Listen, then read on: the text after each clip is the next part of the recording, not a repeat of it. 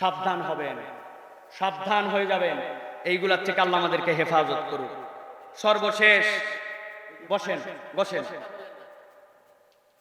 পানের মাঝখানে কি খায়? জর্দা খাওয়ার কথা বলছি এখন। কেন স্মরণ করাই দিবেন? প্রশ্ন লিখে দিবেন। আমি বলতেছি বারুদের কথা, আপনি পানের মাঝখানে মানে কি ব্যাপার? শায়েক রাস্তায় কুড়িয়ে পাওয়া টাকা খরচ করা যাবে কি? না হয় সে টাকা দিয়ে কি করব? এটা আমাদের পথে চলতে ফিরতে সকলের কিছু টাকা পয়সা পড়ে যায় এবং পায়। ভালো করে জেনে রাখেন, ইসলামী শরীয়তে এই কুড়িয়ে পাওয়া এই টাকাকে লুপ্তা বলা হয়, কুড়িয়ে পাওয়া সম্পদের বিধান। আপনাকে মনে রাখতে হবে, কুড়িয়ে পাওয়া সম্পদের পরিমাণ যদি এমন মাইনর হয় যেটা যিনি হারিয়েছেন উনি খুঁজবেন না, 20 টাকা 50 টাকা হারাই গেছে, মানুষ এটা আর পাত্তা দেয় না, খুঁজে না, তাহলে এরকম টাকা যদি পেয়ে যান যেটা মানুষ খুঁজবে না, আপনি বুঝে ফেলছেন যে ভাই এই টাকাটা তো ভ্যালু নেই, তাহলে এই টাকা নিয়ে আপনি কোনো জায়গায় খরচ, কোনো এতিম মিসকিন গরিবকে আপনি দিয়ে দিবেন। অনেকেই বলে যে আমাদের কুড়িয়ে পাওয়া টাকা মসজিদে দেওয়া যাবে না, এটা ভুল কথা। ফতোয়া হিন্দিয়ার মধ্যেও আসছে, এটা মসজিদের মধ্যেও দিয়ে দিতে পারবেন। তবে এমন পরিমাণ যদি হয় যে এইটার পরিমাণটা এমন যে ওইটার প্রাপক খুঁজতে পারেন।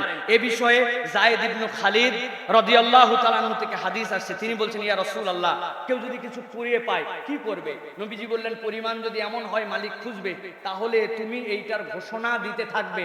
কতদিন পর্যন্ত ইয়া রাসূলুল্লাহ? 1 বছর পর্যন্ত। আর তোমার কাছে এটা সংরক্ষণ করে রাখবে, যদি আসে প্রাপক তাকে বুঝাই দিবে। আর 1 বছর পরে গুণে রেখে তুমি খরচ করতে পারবে, ইচ্ছা করলে, যদি তোমার দারিদ্রতা থাকে, প্রয়োজন থাকে, গুণে রেখে এটা তুমি খরচ করতে পারবে। তবে প্রাপক যদি আবার কখনো মালিকানা দাবি করে, উপযুক্ত প্রমাণ দিয়ে তাকে ফেরত দিয়ে দিতে হবে। আর তোমার যদি এটা মনে হয় যে তুমি এটার ব্যবহার করার উপযুক্ত নাই, এই দারিদ্রতা, এই টাকার তোমার প্রতি কোনো দরকার নাই, ওই জিনিসের দরকার নাই, তাহলে তুমি এটা দান করে দিতে পারো। তবে 1 বছর পর্যন্ত ঘোষণা দিতে হবে। ঘোষণাটা এরকম নয় যে অস্পষ্টভাবে, বরং যেই জায়গায় এই জিনিস পাওয়া গেছে ওই জায়গা কেন্দ্রিক। কারণ মানুষ যেখানে হারায় মন প্রবল হয়, সেখানেই মানুষ খুঁজে। এইটা হচ্ছে হারিয়ে পাওয়া জিনিসের বিধান সংক্ষিপ্তভাবে। আল্লাহ আমাদেরকে বোঝার তৌফিক দান করেন, বলেন আল্লাহুম্মা আমিন।